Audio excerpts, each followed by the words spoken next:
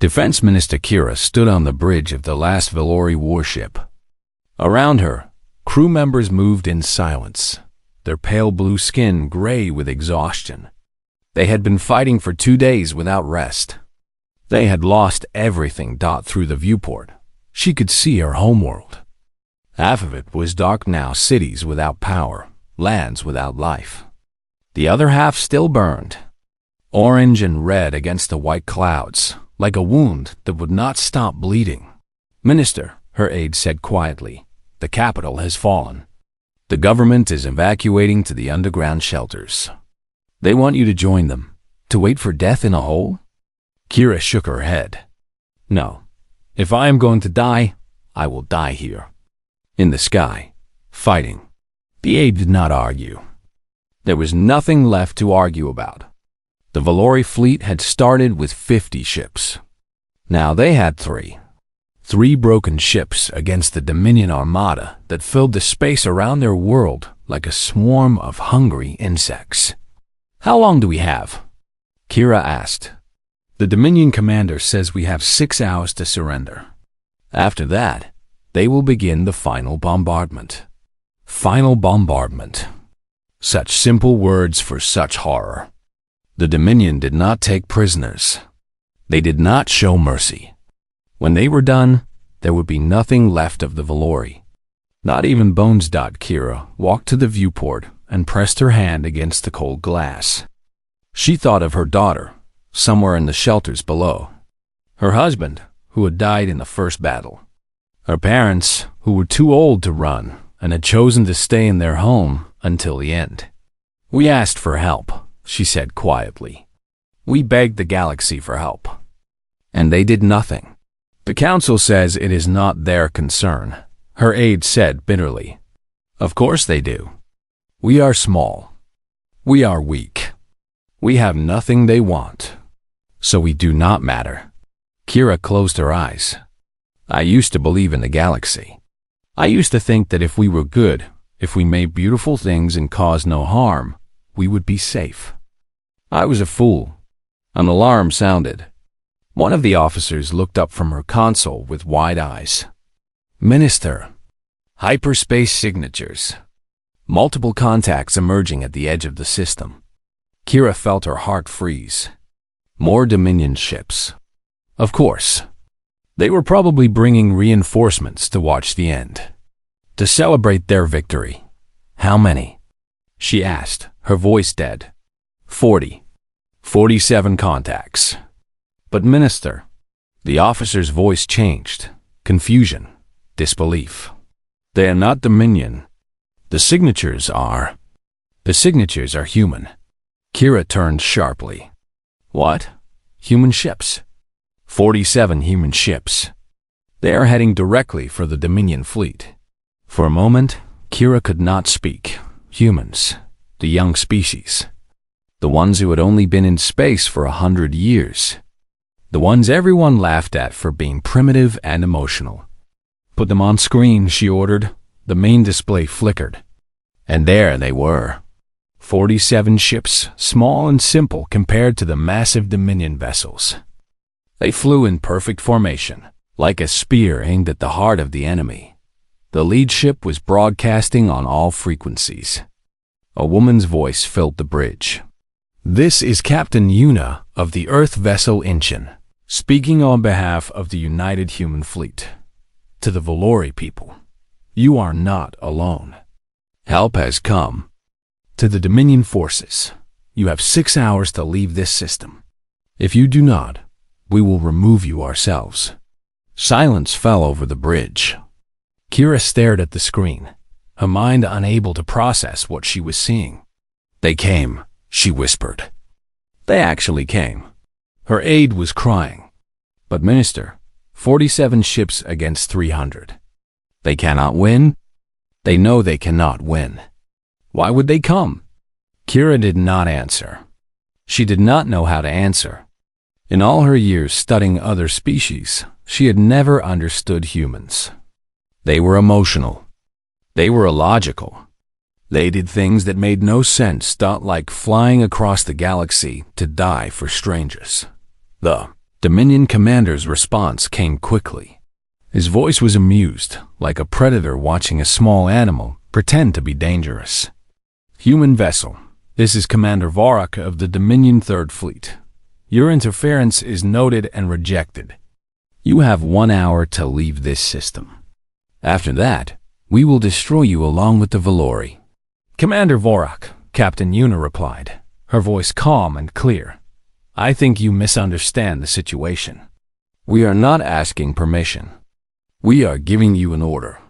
Leave this system or face the consequences. Vorak laughed. It was an ugly sound. Consequences? You have 47 ships.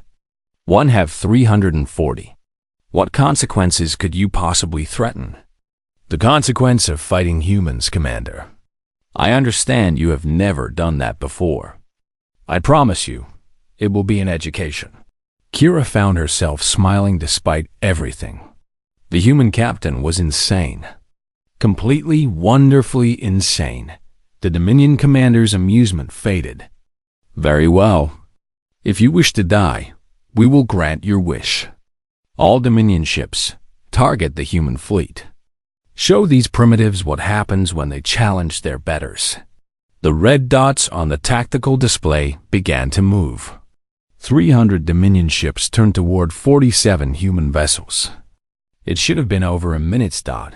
It was not. The human ships scattered in a pattern that made no sense. They did not stay in formation like proper warships. They moved individually, darting and weaving, making themselves impossible to target. And they did not retreat. They attacked.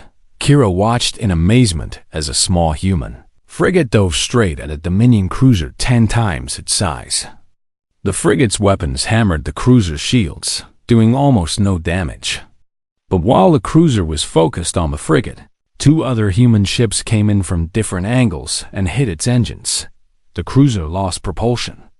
And then more human ships swarmed it, cutting it apart piece by piece. How are they doing that? Her aide asked in disbelief. They are fighting together, Kira said slowly. Not as a fleet, as a family. Each ship trusts the others completely. They sacrifice themselves to create openings for each other. That is insane. No species fights like that. Humans do. On the display, another Dominion ship exploded. And another. The humans were taking losses too. They had to be, but they kept coming. No matter how many ships the Dominion destroyed, there were always more humans ready to take their place. Captain Yuna's voice came over the communication channel again. This time, directed at the Valori. Defense Minister. This is Captain Yuna. We are going to clear a path to your surface. Start evacuating your people. Get them to your ships. We will protect them while they escape. Kira's voice shook when she answered. Captain, you came all this way to save us. Why? We have nothing to offer you. We cannot pay you back. We cannot help you in return. There was a pause. When Yuna spoke again, her voice was gentle. Minister, where we come from, helping people is not a transaction. We do not save lives because we expect something in return. We save them because they deserve to be saved. Because every life has value. Because leaving someone to die when you could help is not something a human can do and still call themselves human. Kira felt tears running down her face. The galaxy abandoned us. I know. I am sorry for that. I am sorry we could not come sooner. But we are here now. Another explosion lit up the display. And we are not leaving until every Valori who wants to escape is safe. I promise you that, Minister. On my life, I promise. Kira wiped her eyes. Around her, her crew was moving again, energy returning to their exhausted bodies. Hope did that. Hope could make broken people whole again. All Valori ships, Kira announced. This is Defense Minister Kira. We have allies. We have hope. Begin evacuation procedures immediately. Get our people off the surface. The humans are buying us time. Let us not waste it. The bridge erupted in activity. Crew members rushed to their stations, coordinating with the surface, preparing for the evacuation that might save their species. And outside, in the darkness of space, 47 human ships fought 300 Dominion vessels. They were outnumbered. They were outgunned. By every logical measure, they should already be dead. But they were human. And humans had never been very good at dying when people needed them. The battle for Valoria had begun. The battle had been raging for 12 hours. Lieutenant Jiwoo gripped the controls of her fighter as another Dominion blast screamed past her cockpit. Her squadron, the Wolves, had started with 16 pilots. Now they were down to 7. Vol 3, break left. She shouted into her communicator. The pilot tried.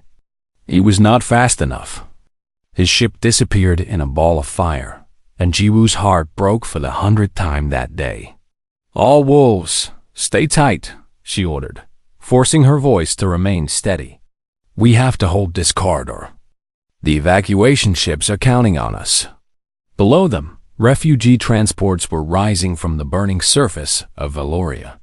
Each one carried thousands of Valori civilians' families, children, the old, and the sick. Every transport that escaped was a victory. Every one that fell was a tragedy. Lieutenant, one of her pilots said, his voice shaking. There are too many of them. We cannot hold much longer. We hold until we cannot hold anymore, Jiwoo replied. And then we hold a little longer. That is what we do. That is who we are. She dove toward a Dominion fighter that was chasing a refugee transport. Her weapon's fire lit up its shields, forcing it to turn away from its prey. The transport escaped. One more victory. One more family that would live. A massive explosion lit up the void behind her.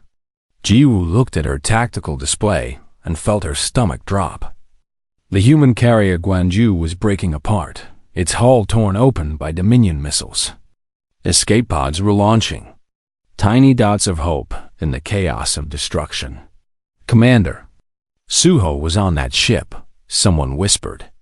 Over the channel, Jiwoo swallowed hard. Suho, the quiet man with gray hair who had voted yes in the command meeting. His son and daughter served on other ships. Now he was gone, and they would have to keep fighting without him. Focus on the mission, she said. Mourn later. Fight now. On the main communication channel, Captain Yuna's voice rang out, still strong despite everything.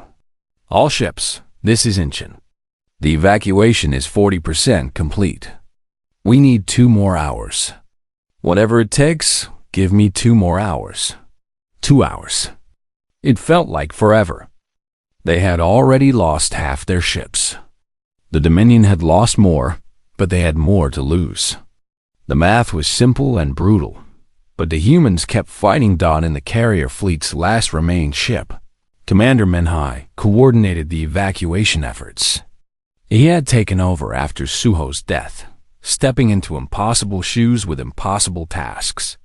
His screen showed chaos ships dying, people running, a world ending. Transport Valori 7 is under attack, one of his officers reported. They have 10,000 refugees on board. Send Squadron Gamma to protect them. Sir, Gamma is already protecting 3 other transports. They cannot. Then tell them to try anyway. Minho slammed his fist on his console. We do not leave anyone behind. Not one ship. Not one person. Tell them that. Squadron Gamma tried. They lost 2 ships protecting Transport Valori 7. But the transport escaped, and 10,000 Valori lived because humans died for them. On the destroyer Soul's Promise, Captain Hana watched her ship burn. The Dominion had focused on them after they destroyed 2 of the enemy's cruisers. Her hull was breached in 6 places. Her weapons were almost gone.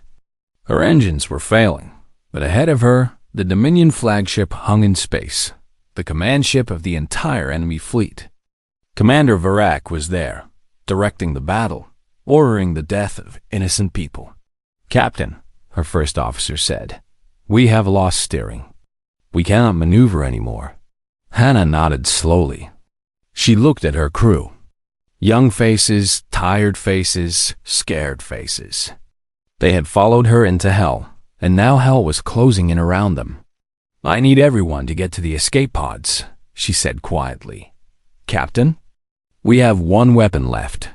She pointed at the flagship on her screen. "Our ship. If we hit their command vessel at full speed, we might take Varak with us. Without him, the Dominion fleet will lose coordination. It might give us the time we need." Her first officer understood. His face went pale, but he nodded. "I will stay with you." "No, you will get to a pod and keep fighting after I'm gone." "That is an order." He wanted to argue. She could see it in his eyes. But he knew she was right. The crew evacuated. One by one, they said goodbye to their captain, touching her hand, thanking her for everything. Hannah smiled at each of them, memorizing their faces, hoping they would survive. When she was alone, she opened a channel to the rest of the fleet. "This is Captain Hannah of the Soul's Promise. I am about to make a final run at the Dominion flagship. I want you all to know that it has been an honor serving with you. I want you to know that what we did here today mattered. We showed the galaxy that humanity will not look away from suffering. We showed them that there are still people who will fight for strangers." She pushed her engines to full power. The damaged ship groaned in protest, but it moved. Faster and faster, straight toward the flagship. "My grandmother used to tell me that how you die says everything about how you lived," Hannah continued. "Today I get to die well. Today, I get to die for people who needed me. There is no better death than that." The flagship tried to turn, tried to move out of the way. It was too late. The Soul's Promise was too close, too fast. "This is for the Valori," Hannah whispered. "For those who have no one else." The impact was visible from every ship in the system. A flower of fire blooming against the flagship's hull. Metal screaming as two ships became one became nothing. Commander Vorik died in that explosion. So did most of his command staff. The Dominion fleet, without leadership, fell into confusion, and the evacuation continued on the Inchin. Captain Yuna watched the explosion through tear-filled eyes. She had known Hannah for years. They had trained together, served together, dreamed together about what humanity could become among the stars. Now Hannah was gone. But her death had meaning. "All ships," Yuna said, her voice rough with grief. "The flagship is destroyed. Push forward. Protect the transports. Make Hannah's sacrifice count." The human fleet, what was left of it, surged forward. They fought with a fury that the Dominion had never seen. Ships that should have retreated charged instead. Crews that should have surrendered kept firing until their last breath. And slowly, impossibly, the Dominion began to retreat. Not because they were losing. They were still winning, by the numbers. But numbers did not matter anymore. The humans were not fighting like people who wanted to survive. They were fighting like people who had already accepted death and wanted only to take as many enemies with them as possible. The Dominion did not understand this. They could not understand it. Their whole society was built on logic, on calculation, on the cold math of power. Fighting for strangers was illogical. Dying for principles was inefficient, and yet the humans kept doing it. Ship after ship, pilot after pilot, sacrifice after sacrifice. "Commander," one of the remaining Dominion officers said, "we have lost our flagship. We have lost Commander Vorik. Our casualties are approaching 30%. The humans will not stop coming. What are your orders?" The new commander, a veteran named Sorkath, looked at the tactical display. The humans had lost 30 ships, more than half their fleet.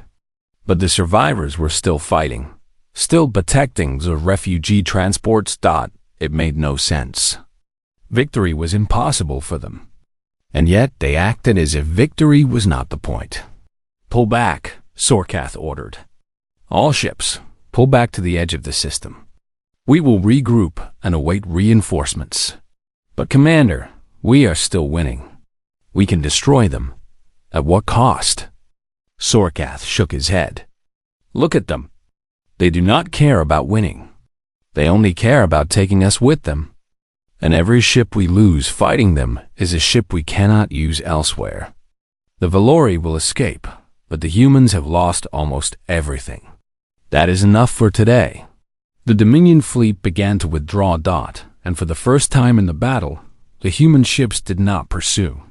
They stayed in place, forming a protective wall around the evacuation corridor. Tired, broken, victorious in the only way that mattered. On her bridge, Captain Yuna allowed herself a single moment of relief. Then she returned to work. There were still refugees to save, still people to protect. The battle was over. But the mission continued. And somewhere in the burning wreckage of the Soul's Promise, Hannah's sacrifice echoed through the void for those who have no one else.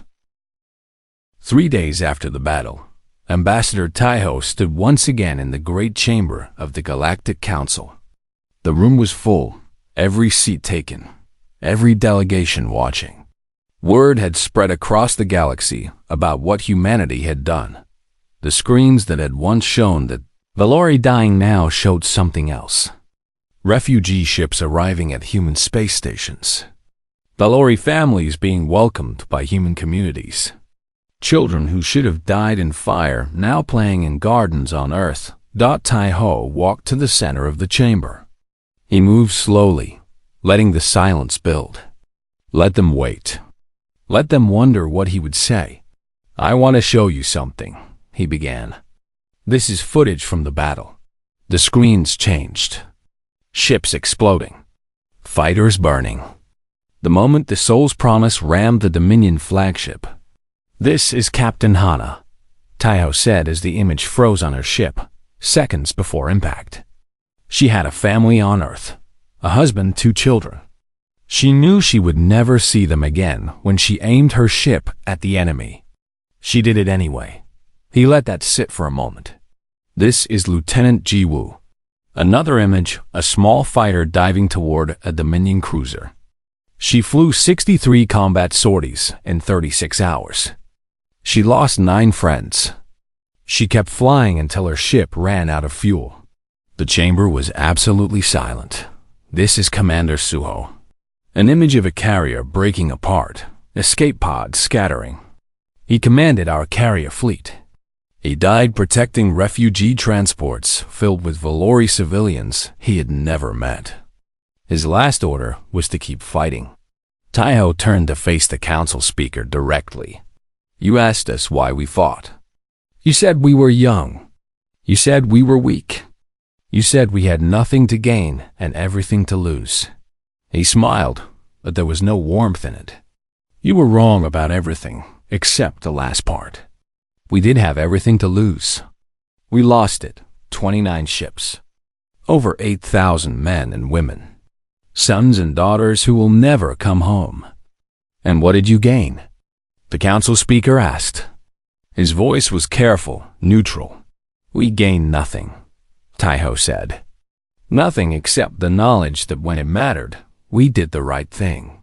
We gained nothing except being able to look at ourselves in the mirror without shame. We gained nothing except our humanity." He walked slowly around the center of the chamber, making eye contact with every delegation he passed. "You want to know what humans are? We are the species that runs into burning buildings to save strangers. We are the species that jumps into rivers to rescue drowning children, even when we cannot swim ourselves. We are the species that, throughout all our history, has found people willing to die for others." "That is inefficient," the Dominion representative said. He was new sent to replace the commander who had died in the battle. "Your losses far exceeded any possible benefit. Your mathematics make no sense." "You are right," Taiho agreed. Our mathematics make no sense, because we do not calculate the value of lives. We do not weigh the cost of compassion. We see someone suffering, and we help.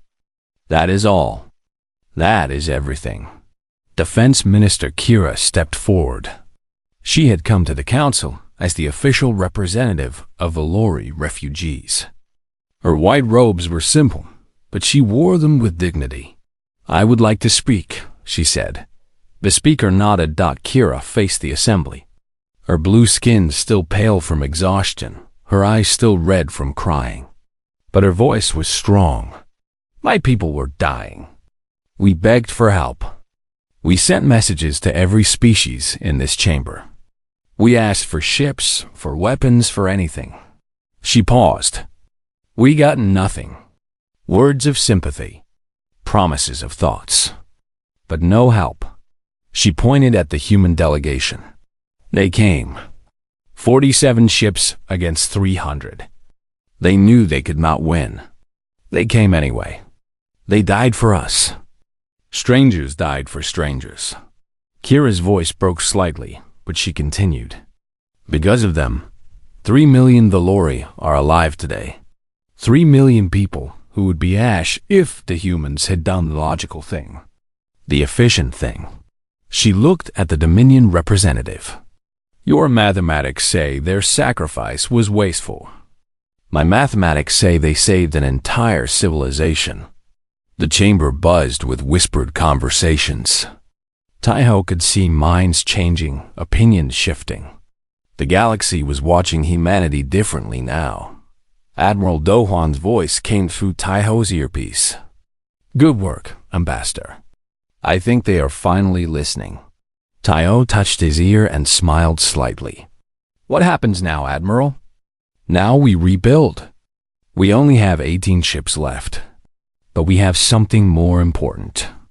We have shown the galaxy who we are. And we have given hope to everyone who ever felt abandoned." On the screens, the images changed again. This time, they showed something unexpected. A small species called the Norathi, longtime victims of Dominion aggression, sending supplies to the Valori refugees. A trade convoy from the distant Helix cluster, offering free passage to anyone who needed it. A dozen different species, all reaching out to help. "Look at that," Taiho murmured. "They are copying us," Dohwan said. When one person stands up, others find the courage to stand too. That is what we did. We reminded the galaxy what courage looks like. The council speaker called for order. When the chamber quieted, he addressed Taiho directly. "Ambassador, the human action in the Valori system was unprecedented. You violated council principles of non-interference. By our laws, sanctions should follow." Taiho braced himself. They had known this might happen. However, the speaker continued, "The council has decided to make an exception. Your interference saved millions of lives. More importantly, it has prompted discussion about the nature of our principles. Perhaps non-interference should not mean non-compassion. Perhaps there are circumstances where action is required, not just permitted." Murmurs of surprise rippled through the chamber.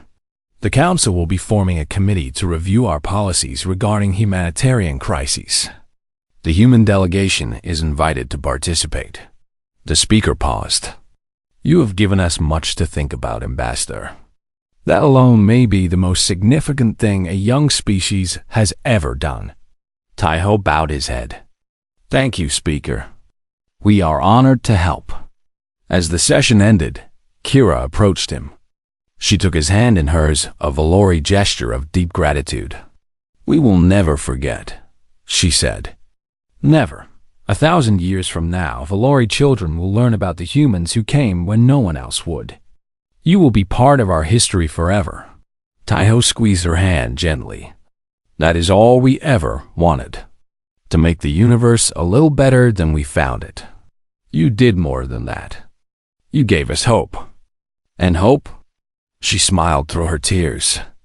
"Hope is everything." Later, on the shuttle back to Earth, Taiho sat alone in the observation deck. The stars drifted past, cold and distant. But they did not seem quite as cold as before. His communicator buzzed. A message from Captain Yuna. Ambassador, the engine is heading home. We will arrive in 3 days. I wanted to thank you for what you said at the council. The crew watched the broadcast. It meant a lot to them. Taiho typed a reply. You did the hard part, Captain. I just talked about it. Talking matters too. Someone has to tell the story. Someone has to make sure the galaxy understands why we fight. A pause. I lost a lot of friends out there, but I do not regret what we did. Not for a second. Neither do I. The stars continued to drift past. Somewhere out there, the Valori were rebuilding their lives. Somewhere out there, other abandoned species were looking at what humanity had done and finding hope. And somewhere out there, the galaxy was beginning to change. It would take time. It would take more sacrifices, more battles, more humans willing to die for strangers. But change had started. A small crack in the cold logic that had ruled the stars for 1,000,000 years. Taiho smiled as he watched the stars. His grandmother had told him stories about heroes when he was young. She had said that heroes were not people without fear. Heroes were people who felt the fear and acted anyway. Today, humanity had been heroes. Not because they had won by most measures. They had lost more than they gained. But because they had tried. Because they had cared. Because when the galaxy said, stay out of it, they had said, no. And in the end, that was what made humans special. Not their technology. Not their strength. Not their numbers. Their hearts. The stars kept drifting. The universe kept turning. And humanity kept being human. For those who have no one else. Today, tomorrow, and forever. The stars had always been beautiful from the observation deck of the Galactic Council Station. Ambassador Taiho remembered the first time he had stood here, 5 years ago, when humanity had finally been allowed to join the great family of spacefaring species. He had felt so proud that day. So hopeful. Now, he felt nothing but shame. Not for humanity. For everyone else. The screens on the wall showed fire. Cities burning. Ships exploding in the dark sky of a world called Valoria. The Valori people were dying, and the galaxy was watching it happen like it was entertainment. Taiho turned away from the screens. He could not watch anymore. Behind him, the great chamber of the Galactic Council buzzed with voices. Hundreds of species, thousands of representatives, all talking, all doing nothing. The Dominion has made their position clear, said the council speaker, a tall being with silver skin and no eyes. His voice echoed through the chamber. They claim the Valori system as their territory. They have the military power to enforce this claim. The council recommends non-interference. Non-interference. Such a clean word for such a dirty thing. Taiho walked back to the human delegation seats. His assistant, a young woman named Minji, looked up at him with red eyes. She had been crying. They are going to let them die, she whispered. All of them. The whole species. Yes, Taiho said. He sat down heavily. They are. On the screens, a Valori city collapsed. The buildings were made of something that looked like white crystal. When they fell, they shattered into dust. Somewhere in that dust, there were families, children, lives that would never be lived. The Valori were not a powerful species. They were artists and scientists. They made beautiful music and built beautiful things. Their only crime was that their world sat on top of rare minerals that the Dominion wanted. And in this galaxy, wanting something was enough reason to take it. A representative from the Dominion stood up. He was massive, covered in dark armor that seemed to eat the light around it. His species, the Korath, had built their empire on war. They took what they wanted because no one could stop them. The Dominion thanks the Council for its wisdom, the Korath said. His voice was like rocks grinding together. The Valori situation will be resolved within 3 standard days. There is no need for concern. Resolved. Another clean word. Taeho stood up. His hands were shaking. He did not care. I have a question, he said. The chamber went quiet. The young species was speaking. How amusing. How foolish. The human representative may speak, the council speaker said. Thank you. Taeho walked to the center of the chamber. Every eye, every sensor, every mind was focused on him. I want to know what the Valori did wrong. The Korath representative made a sound that might have been a laugh. They exist where they should not. I see. And the council accepts this? A species can be destroyed simply for existing? The speaker shifted uncomfortably. The council does not involve itself in territorial disputes. This has always been our way. We maintain peace by staying neutral. Peace? Taeho pointed at the screens. Is that what you call peace? Cities burning? Children dying? How is that peace? It is peace for the rest of us, another representative said. This one was from a species called the North. They were known for their wealth and their cowardice. If we fight the Dominion, many more will die. The mathematics are clear. One species dies, or many species suffer. We choose the option with less suffering. Taeho stared at him. The option with less suffering for you. The Valori would disagree. The Valori are not strong enough to have a voice in this matter. So the weak deserve to die? That is the law of this council? Nobody answered. Nobody needed to. The answer was obvious. The answer had always been obvious.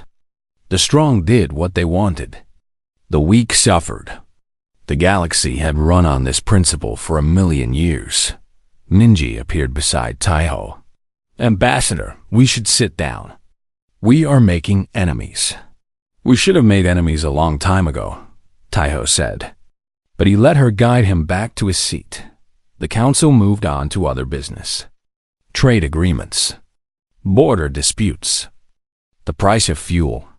The Valori burned, and the galaxy discussed economics. Taeho opened a communication channel to Earth. The face of Admiral Dowan appeared on his screen. The old man looked tired. He always looked tired these days. I watched the council session, Dowan said. I am proud of you, Taeho, but it will not change anything. I know. I spoke because I had to. Because someone should. Taeho paused. What is Earth's position? Dowan was quiet for a long moment. The United Fleet has 47 combat-ready ships. The Dominion has over 300 in the Valori system alone. We are the youngest species in this galaxy. We have no allies. No one would help us. That is not what I asked. The Admiral smiled. It was a sad smile, but it was real. I know. I have called a meeting of Fleet Command. Captain Yuna is already on her way. The President will address the United Nations in 6 hours. What are you going to do? What we have always done, Taeho. What humans have always done when someone is hurting and alone. Dowan leaned forward. We are going to help. It could mean the end of us. Yes, it could. But some things are worth that risk. The Admiral looked at something off-screen. I have to go. Keep watching the Council. Report everything. If we do this, I want the galaxy to see exactly who stood by and did nothing. The connection closed. Taeho sat in his chair and watched the screens. The Valori were running out of time. Their fleet was broken. Their cities were falling. In 3 days, there would be nothing left of them but ash and memory. But maybe, just maybe, help was coming. He thought about what Dowan had said. What humans have always done. It was true. Through all of history, in all the darkness, there had always been humans who stood up for strangers, who fought for people they did not know, who died for principles that had no profit. The galaxy did not understand this. They saw humans as young, weak, primitive. They did not see what lived in the human heart. The fire that refused to go out. The voice that said, no, when all logic said to stay silent. Minji sat beside him. Do you think we will really do it? Go to war for the Valori? Taiho watched the screens. A Valori mother was holding her child, running through ruins. She fell. She got up. She kept running. Yes, he said. I think we will. We could all die. We could. But Minji, look at them. He pointed at the mother on the screen. If we do not help, we will have to live with that. Every day, for the rest of our lives, we will know that we could have done something, and we chose not to. That is a different kind of death. A slower one. And I do not think humanity can survive it. Minji nodded slowly. Then I hope we are brave enough to choose the faster death. We are, Taiho said. We always have been. The screens kept showing fire. But somewhere, far away, 47 human ships were preparing to fly into it. Captain Yuna stood in the briefing room of the United Fleet Command Center on Earth. Through the window, she could see the Pacific Ocean, calm and blue under the morning sun. It was strange to think that somewhere out there, beyond the sky, a whole world was burning. She turned to face the room. Every senior officer in the fleet was there. Admiral Doan sat at the head of the table, his old hands folded in front of him. Around him were the captains and commanders who led humanity's small fleet. 47 ships. That was all they had. You have all seen the reports, Yuna said. Her voice was steady. She had practiced this speech 100 times in her head on the way here. The Valori have 3 days. Maybe less. After that, they will be gone. Every man, woman, and child. Erased from existence. Commander Suho, a quiet man with gray hair, leaned forward. And the council? The council has decided to do nothing. They say it is a territorial dispute. They say interference would be dangerous. They say the Valori are not worth saving, said another captain, a young woman named Hana. Her voice was bitter, because saving them would cost something. Yuna nodded. Yes, that is what they say. And what do we say? Admiral Doan asked. He already knew the answer. He wanted everyone else to say it. Yuna pulled up a holographic display. The Valori system appeared, glowing softly in the dim room. Red dots surrounded the planet Dominion ships. So many red dots. And in one corner, a tiny cluster of blue. The human fleet. We say we help them, Yuna said. We say we take our 47 ships and we fly into that system and we fight. The room was silent. Captain, said an older commander named Junho, I respect you. I respect what you want to do. But look at those numbers. 300 Dominion ships. They are bigger than ours, faster than ours, more advanced than ours. We would be sending our people to die. Yes, Yuna said. We would. And you want to do it anyway? I do not want to. I have to. Yuna walked around the table, looking at each officer. Let me ask you something. Why did we go to space? Why did humanity spend so much, sacrifice so much, to reach the stars? Was it for resources? For power? For glory? Nobody answered. I will tell you why I joined the fleet, Yuna continued. When I was a little girl, my grandmother told me stories. Old stories about heroes who helped strangers, who fought for people they did not know. She said that was what made humans special. Not our technology, not our strength, our hearts. She stopped at the window and looked out at the ocean. I believed her. I still believe her. And I think if we let the Valori die when we could have helped, we will lose something. Something we cannot get back. Something that makes us who we are. Admiral Doan spoke up. The President has asked for our recommendation. She will support whatever we decide. But she needs to know, do we fight or do we watch? Suho stood up slowly. He was the commander of the carrier fleet, the biggest ships humanity had. If he said no, the mission was impossible. My son is on the Bison, he said quietly. My daughter serves on the Soul's Promise. If we do this, I might lose them both. He paused. But if we do not do this, I will lose something worse. I will lose my respect for myself. I will lose my pride in being human. He looked at Yuna. I vote yes. We fight. One by one, the others spoke. Junho, who had questioned the plan, voted yes. Hannah voted yes with tears in her eyes. Every captain, every commander, every officer in that room chose the same thing. They chose to fight. Admiral Dowan stood up. For a moment, he looked young again, strong, like the warrior he had been decades ago. Then it is decided.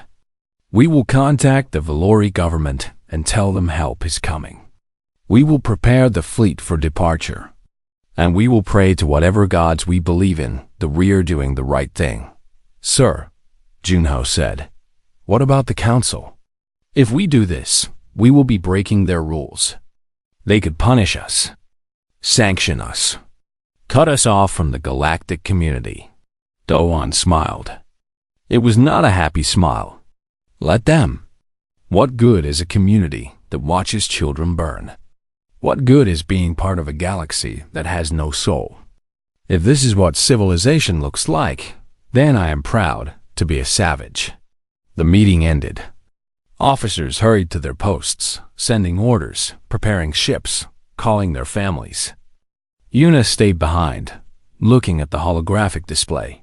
You know we might all die, Dowan said, coming to stand beside her. I know. The Dominion will not show mercy. They will destroy every ship, kill every crew. They might even come for Earth afterward. I know that too. The old admiral put a hand on her shoulder. Then why are you smiling? Yuna had not realized she was smiling. She touched her face, felt the curve of her lips. Because for the first time since we joined the galactic community, I feel like a human again. We have been trying so hard to fit in, to follow their rules, to be what they wanted us to be, quiet, obedient, harmless. She shook her head. We are not harmless. We are not quiet. We are humans. And humans do not stand by while innocents die. Dowan nodded slowly. Go to your ship, Captain. Lead our people into battle. And if this is our end, make sure the galaxy remembers why we fell. Yuna saluted. I will make sure they never forget. She walked out of the command center, through hallways filled with running officers, past screens showing news reports about the crisis. The world was waking up to what was happening, to what humanity was about to do. Her ship, the Inchin, waited for her in orbit. It was not the biggest ship in the fleet. It was not the strongest. But its crew was ready. They had volunteered, every single one of them, the moment they heard what the mission was. On her way to the shuttle, Yuna passed a group of young cadets. They could not have been older than 19. They stopped and saluted her. Captain, one of them said, a boy with nervous eyes. Is it true? Are we really going to fight the Dominion? Yes, Yuna said. We are. But we cannot win. Everyone says so. The numbers are impossible. Yuna looked at him for a long moment. Then she smiled. Let me tell you something about humans, she said. We have never been good at numbers. We do not fight because we can win. We fight because fighting is right. We fight because somewhere out there someone needs us. And we would rather die trying to help than live knowing we did nothing. The cadet swallowed hard. I am scared. Good. Being scared means you understand what is happening. But do not let the fear stop you. Use it. Let it make you sharp. Let it make you brave. She put a hand on his shoulder. Today, You get to be part of something bigger than yourself. Today, you get to show the galaxy what humanity really is. That is an honor. Do not waste it." She walked away, leaving the cadets behind. But she heard them talking as she went. "Did you hear that?" One of them said. "Yeah," another answered. "I am still scared. But I am also proud." "Me too." Una smiled to herself. That was how it started. Fear turning to pride. Pride turning to courage. Courage turning to action. The shuttle lifted off, carrying her toward her ship. Toward the battle that would decide everything. Earth grew smaller beneath her. The blue marvel that had given birth to humanity. The home that might soon be under threat because of what they were about to do. But Una did not regret anything. Some things were worth the risk. Some things were worth dying for. And somewhere in the darkness of space, the Valori were waiting for help that everyone said would never come. They did not know humans very well,